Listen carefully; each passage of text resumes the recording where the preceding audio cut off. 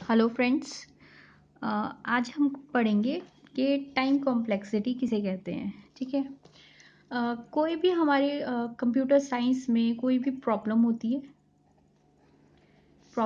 है उसके कई बहुत सारे सोल्यूशन हम निकाल सकते हैं। Solution 1, solution 2, solution 3, solution 4 and so on. ठीक है। उन सोल्यूशन के बेस पर पहले हम ये देखते हैं कि कौन सा सोल्यूशन बेस्ट है। ठीक है। या फिर कह सकते हैं इनको एल्गोज कह सकते हैं कि हमने काफ़ी सारी एल्गोज लिखी। मतलब एक काम को करने के काफ़ी सारे तरीके होते हैं। डायरेक्ट कोई काम हो सकता है या फिर वो स्टेप बाय स्टेप हम करके कर सकते हैं। तो काफ़ी सारे सल्यूशन होते हैं उसके।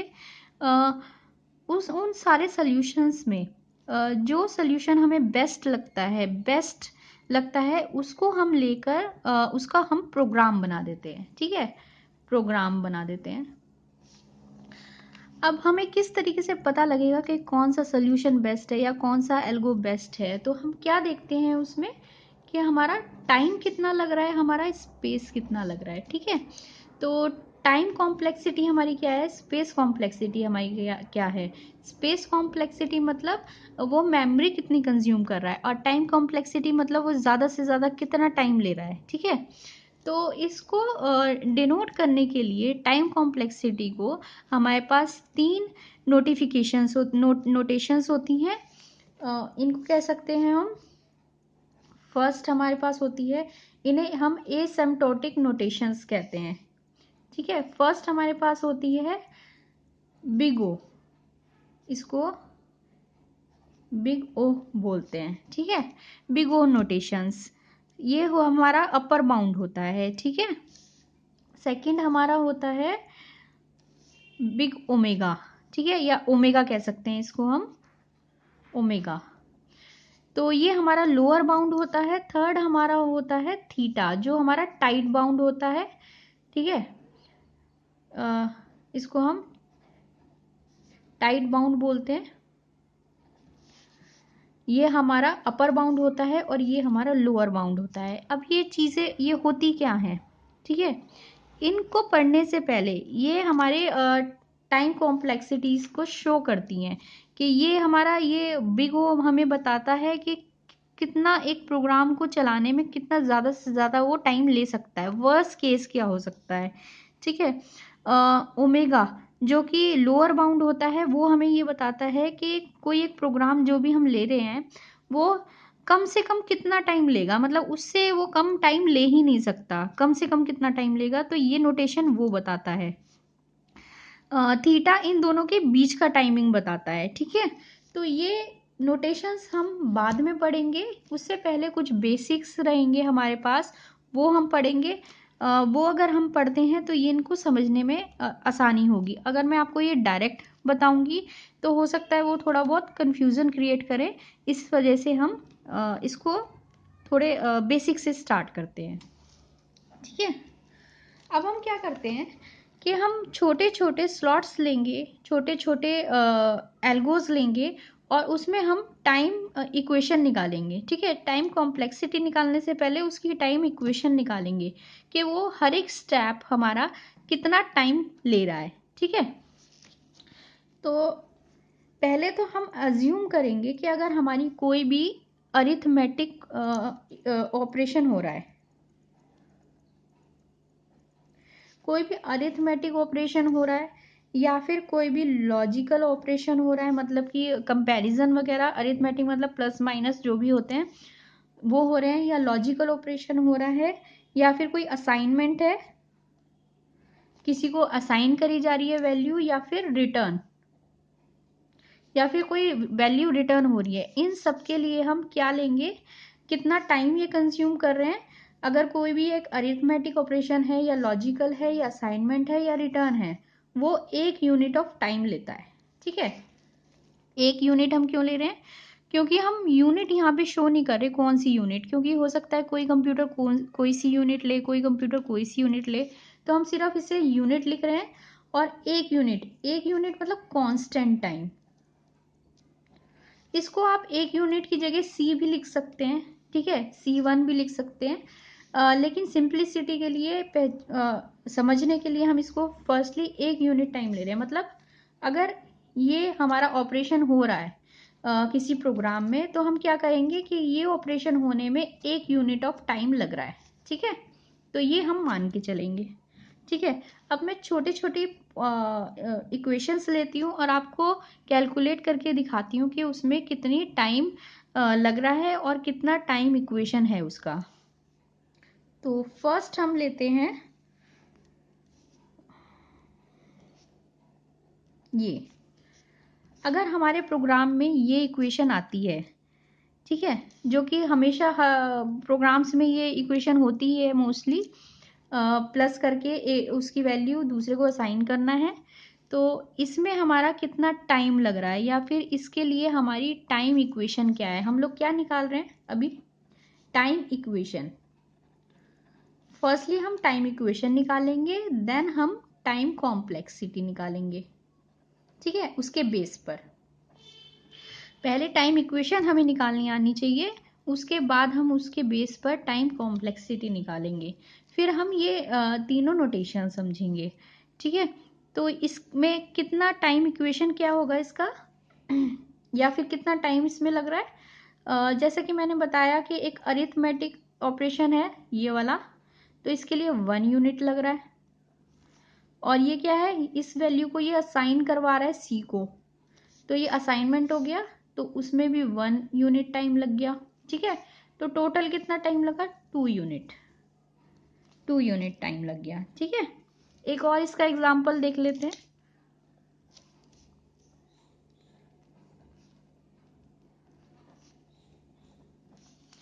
ये रिटर्न कर रहा है इंट वैल्यू को। ये सम का एक हमने ऑपरेशन लिया है या फंक्शन कह सकते हैं आप।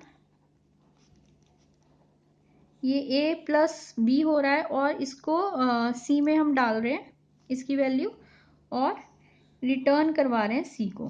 ठीक है, ये इतना सा हमारा मान लेते हैं प्रोग्राम है।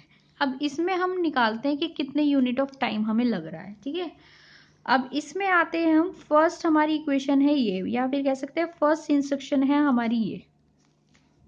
तो इसमें देखते हैं, ये अरिथमेटिक ऑपरेशन है तो 1 यूनिट लगा, और ये असाइनमेंट भी हो रहा है यहाँ पर सी को, तो 1 यूनिट उसमें लगा। तो इस हमारी लाइन में कितने यूनिट ऑफ टाइम लगा, 2 यूनिट। ठीक है, और ये रिटर्न कर रहा है सी को, रिटर्न में भी हमने क्या माना था कि 1 यूनिट टाइम लगेगा, तो 1 यूनिट।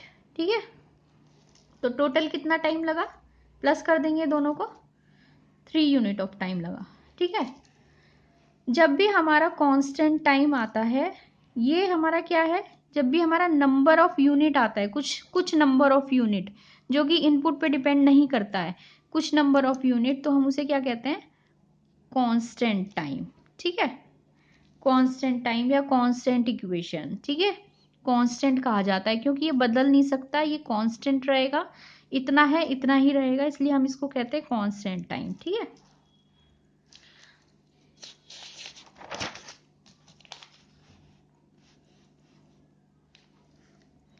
अब हम एक और देखते हैं जिसमें हम फॉर लूप का यूज़ करेंगे। तो मैं छोटे छोटे पार्ट ले रही हूँ और उससे आपको बता रही हूँ कि कितना टाइम लग रहा है। ये सब पार्ट करने के बाद हम एक पूरा बड़ा प्रोग्राम लेंगे और उसमें हम कैलकुलेट करेंगे कि कितने टाइम लग रहा है या फिर उसकी टाइम इक्वेशन क्या है। तो इसमें भी हम सम कर रहे हैं, एक एरे लिया है हमने, उसमें हम सम करेंगे और हमारी वैल्यूज कितनी है, n। इसमें हमने एक s लिया जो कि हमारा सम का काम करेगा, 0 असाइन किया उसको वैल्यू, फॉर लूप लगाया, इसमें i ये कंडीशन लगाई हमने और ये i का इंक्रीमेंट किया। फिर हम s को प्लस करेंगे फर्स्ट वैल्यू में और s में ही डाल देंगे। ठीक है, तो ये हमारी एक प्रोग्राम है छोटा सा। अब इसमें हम कैलकुलेट करते हैं कि कितना हमारा टाइम लग रहा है। ठीक है। तो हम यहाँ पे लिखते हैं कॉस्ट। कॉस्ट मतलब एक इंस्ट्रक्शन को एक बार चलाने में कितना टाइम लगा, एक बार, ठीक है। और ये हो गया हमारा नंबर ऑफ टाइम्स, मतलब कि वो इंस्ट्रक्शन कितनी बार चली, ठीक है। यहाँ पे हम कॉस्ट लगाएंगे या फिर टाइम लगाएंगे सिर्फ एक बार के लिए, और यहाँ पे हम नंबर्स लिखेंगे कितनी बार वो इक्वेशन चल रही है, कितनी बार वो लाइन चल रही है। अब इसके लिए देखते हैं, असाइनमेंट है सिंपल, तो कितना टाइम लगेगा इसको, 1 यूनिट। इसको हम C1 भी बोल सकते हैं, ठीक है, 1 यूनिट। और कितनी बार चल रही है ये लाइन, एक ही बार चल रही है, एक ही बार आएगी। अब यहाँ पर आते हैं, अब ये फॉर लूप है, इसमें हम जैसा कि हमने देखा है कि ये हमारा कंपैरिजन है और ये हमारा इंक्रीमेंट है, ठीक है। ये हमारा लॉजिकल और ये अरिथमेटिक, तो दोनों को प्लस करके कितनी बार कितना यूनिट ऑफ टाइम लगा, 2 यूनिट, ठीक है। इसको भी हम कांस्टेंट से शो कर सकते हैं, C2 लिख सकते हैं, लेकिन हमने 2 लिख दिया यहाँ पर, ठीक है। और ये फोर लूप कितनी बार चल रहा है, कितनी बार चल रहा है फोर लूप, फर्स्टली तो ये जब तक सही रहेगी कंडीशन, ये n बार चलेगी, 0 से n तक, मतलब n से कम तक है तो n बार चलेगी, और लास्ट बार तब चलेगी जब इसका ये इक्वेशन, ये सॉरी कंडीशन फॉल्स हो जाएगी। तो कितनी बार चली है, n+1, n बार तब तक जब तक ये कंडीशन सही है, और एक बार जब ये कंडीशन फॉल्स है। अब इस पे आते हैं, इसमें कितना टाइम लग रहा है, ये भी हमारा देख सकते हैं हम, पिछली बार जो हमने किया है, ये हमारा अरिथमेटिक हो गया 1 यूनिट, और ये हमारा असाइनमेंट हो गया 2 यूनिट, सॉरी 1 यूनिट, तो 1 + 1 2 यूनिट, ठीक है। और ये कितनी बार चलेगा, जितनी बार फोर लूप चलेगा उतनी बार चलेगा, ठीक है, n टाइम। ये n+1 टाइम नहीं चलेगा, क्योंकि जब ये फॉल्स हो जाएगा तो अंदर नहीं आएगा, तो n टाइम चलेगा, ठीक है। ये हमारा हो गया। अब हम क्या करेंगे, इसको इससे मल्टीप्लाई करेंगे, क्यों, क्योंकि ये इतनी बार, एक बार चलने में इतना टाइम लगा है और ये चल इतनी बार रहा है, तो दोनों को मल्टीप्लाई करना पड़ेगा हमें। तो हम निकालते हैं, इसकी इक्वेशन क्या लगेगी, 1 × 1, इसको इससे मल्टीप्लाई करा, प्लस दूसरा लेते हैं 2 × n+1 प्लस 2 × n, इसको इससे मल्टीप्लाई करा, ये हमारी इक्वेशन आ गई। क्या इक्वेशन आई हमारी, 1 + 2n + 2 + 2n, तो ये क्या आ गई, 4n + 3, ठीक है। तो इस इक्वेशन को हम क्या बोलेंगे, क्योंकि एक बार इसमें n आया है, ये हमारा कांस्टेंट है, और एक बार इसमें n आया है, तो इसको हम बोलेंगे लीनियर इक्वेशन, ठीक है। ये हो गई हमारी लीनियर इक्वेशन, क्योंकि n की पावर सिर्फ इसमें 1 है। अब ये सॉल्व हो गया हमारा। अब हम एक और पार्ट देखते हैं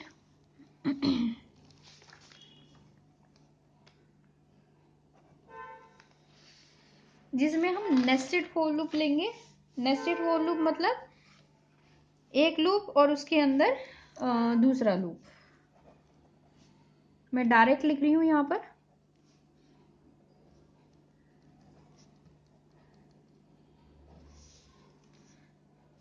यहाँ पे एक और फॉर लूप लिया हमने,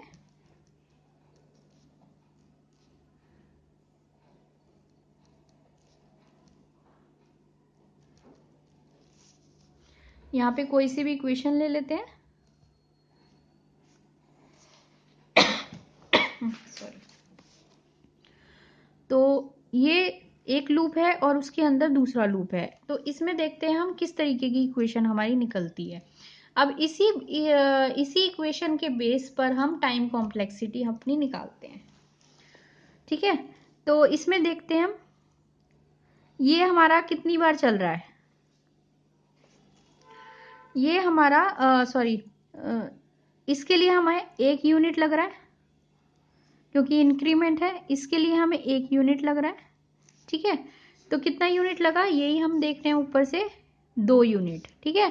और ये चल कितनी बार रहा है, ये वही सेम n+1 बार चलेगा, फोर लूप है तो n+1 बार चलेगा, ठीक है। n बार जब तक ये कंडीशन सही रहेगी, और 1 मतलब जब ये लास्ट में कंडीशन फॉल्स हो जाएगी। अब इस पे आते हैं हम, ठीक है। ये कितनी बार चलेगा फोर, ये वाला लूप कितनी बार चलेगा। अब पहले तो हम इसकी यूनिट देख लेते हैं। ये 1 यूनिट लेगा, सेम ये भी 1 यूनिट लेगा, तो 2 यूनिट हो गई इसकी। और ये चलेगा कितनी बार, जब ये 1 होगा तो ये n बार चलेगा, जब ये 2 होगा फिर ये n बार चलेगा या n+1 बार चलेगा, फिर ये 3 होगा तो ये फिर से n+1 बार चलेगा। तो ये कितनी बार चलेगा, n+1, तो इसके चलने का हो गया और मल्टीप्लाई n, क्योंकि n बार ये अंदर आएगा तो ये n बार चलेगा, ठीक है। ये हो गई हमारी ये कितनी बार चलेगा, ये आपको समझ में आ रहा है। क्योंकि ये नेस्टेड फॉर लूप है, इसके 1 होने पर भी ये n+1 बार चलता है, इसके 2 होने पर भी ये n+1 बार चलता है, 3 होने पे भी n+1 बार चलता है। तो कितनी बार चलता है, n तक n+1 बार चलता है, n तक n+1 बार चलता है। तो ये हो गई हमारी इसकी इक्वेशन। अब आते हैं इस पर। हालांकि इसको काउंट करने की ज़रूरत नहीं होती, ये कांस्टेंट ही रहता है हमारा। ये इसके लिए 1 यूनिट, इसके लिए 1 यूनिट, तो 2 यूनिट हो गया, 2 यूनिट, ठीक है। जब ये 2 यूनिट हो गया और ये कितनी बार चलेगा, n बार, ठीक है।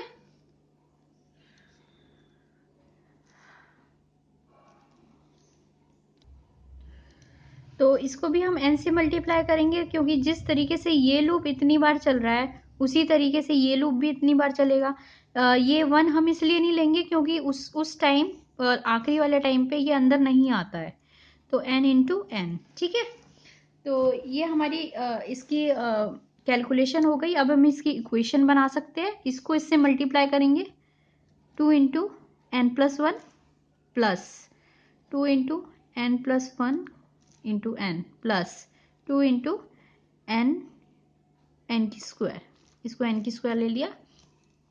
अब इन नंबर्स के अलावा हम इनमें C1, C2, C3 ऐसे भी लिख सकते हैं, क्योंकि ये कांस्टेंट है।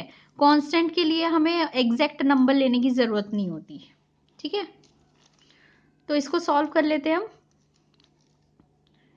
2n + 2 + 2n square plus 2n + 2n square, तो ये हमारा आंसर आ गया 4n स्क्वायर प्लस 4n + 2, ठीक है। तो ये हमारी कौन सी इक्वेशन हो गई, क्वाड्रेटिक इक्वेशन।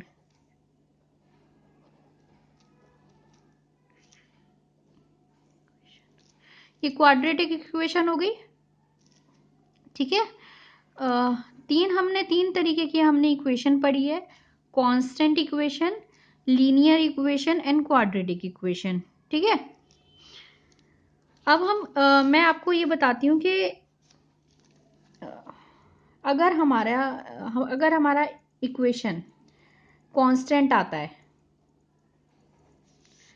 तो हम टाइम कॉम्प्लेक्सिटी उसकी क्या मानते हैं, बिग O ऑफ 1, ठीक है। हालांकि हम ये नोटेशंस बाद में पढ़ेंगे, लेकिन फिर भी मैं आपको बता रही हूँ कि अगर हम कोई इक्वेशन निकालते हैं टाइम की और वो कांस्टेंट आती है तो उसका हम टाइम कॉम्प्लेक्सिटी क्या मानते हैं, बिग O ऑफ 1, मतलब कांस्टेंट, ठीक है। बिग O क्या होता है, अपर बाउंड होता है, मतलब ज़्यादा से ज़्यादा टाइम लगना, ठीक है। तो ज़्यादा से ज़्यादा टाइम इसका कांस्टेंट लगता है, ठीक है। उसको कांस्टेंट को हम 1 से शो करते हैं। अगर हमारी इक्वेशन लीनियर आती है, लीनियर, तो हम उसकी टाइम कॉम्प्लेक्सिटी क्या मानते हैं, बिग O ऑफ n, ठीक है। Big O of n, n क्यों, जैसा कि ये देख रहे हैं हम लीनियर इक्वेशन है, n हम मान सकते हैं कि बहुत बड़ा हो सकता है, कुछ भी हो सकता है, लाइक 1000 मान लेते हैं हम, ठीक है। अगर हम इसको 1000 मान लें, ये 4000 हो गया तो ये हमारा नेग्लिजिबल हो गया, इसको हम नहीं मानते, इसको हम छोड़ देते हैं। और इसके कांस्टेंट जो होता है ये वाला आगे का, इसको भी हम छोड़ देते हैं। तो हम क्या टाइम कॉम्प्लेक्सिटी क्या मानते हैं कि ये n बार चल रहा है, ठीक है। तो इसलिए हम क्या ज़्यादा से ज़्यादा हम क्या टाइम कॉम्प्लेक्सिटी इसकी मानेंगे, ज़्यादा से ज़्यादा टाइम क्या लगेगा, n टाइम चल रहा है, तो इसको हम लिखेंगे बिग O ऑफ n। अगर हमारी क्वाड्रेटिक आती है, क्वाड्रेटिक इक्वेशन आती है, तो हम क्या लिखेंगे, बिग O ऑफ n की स्क्वायर, इसमें हम देख सकते हैं, इसमें हम क्या करते हैं कि इसको मानते हैं सिर्फ, ये नेग्लिजिबल होता है हमारा, इसको हम इग्नोर कर देते हैं और इस कांस्टेंट को भी हम इग्नोर कर देते हैं और हमारी टाइम कॉम्प्लेक्सिटी क्या आ जाती है, बिग O ऑफ n की स्क्वायर। ठीक है, तो ये 3 तरीके की हमने पढ़ी इक्वेशंस। किस तरीके से हम, अगर हमें कोई प्रोग्राम दिया हुआ हो तो किस तरीके से हम उसकी टाइम इक्वेशन निकालेंगे और उनके बेसिस पे किस तरीके से हम उसको उसकी टाइम कॉम्प्लेक्सिटी फाइंड करेंगे। तो ये हमारी टाइम कॉम्प्लेक्सिटीज हो गई। अगर कांस्टेंट इक्वेशन है तो बिग O ऑफ 1। अच्छा, हम 3 हमारे पास एसिम्प्टोटिक नोटेशंस होती हैं, बिग O, ओमेगा और थीटा। लेकिन हम हमेशा जब भी टाइम कॉम्प्लेक्सिटी की बात करते हैं या हमें निकालनी होती है या हमें क्वेश्चन आता है तो हम हमेशा बिग O को ही यूज करते हैं। क्यों? क्योंकि हम वर्स्ट केस ही लेते हैं हमेशा। जैसे कि हम अपनी लाइफ में किसी से बोलते हैं कि हम ये काम करेंगे, तो वो पूछता है कितना टाइम लगेगा, तो हम क्या बोलते हैं, ज़्यादा से ज़्यादा इतना टाइम लगेगा, इससे ज़्यादा नहीं लगेगा। ठीक है ना? तो उसी तरीके से हम सिर्फ ज़्यादा से ज़्यादा टाइम लगने वाली बात ही करते हैं और उतना ही टाइम बताते हैं।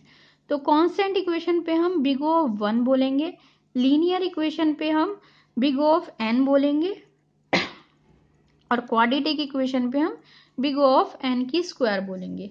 इसके अलावा भी काफ़ी नोटेशंस होंगी जो कि हम नेक्स्ट लेक्चर में पढ़ेंगे और कुछ रूल्स पढ़ेंगे कि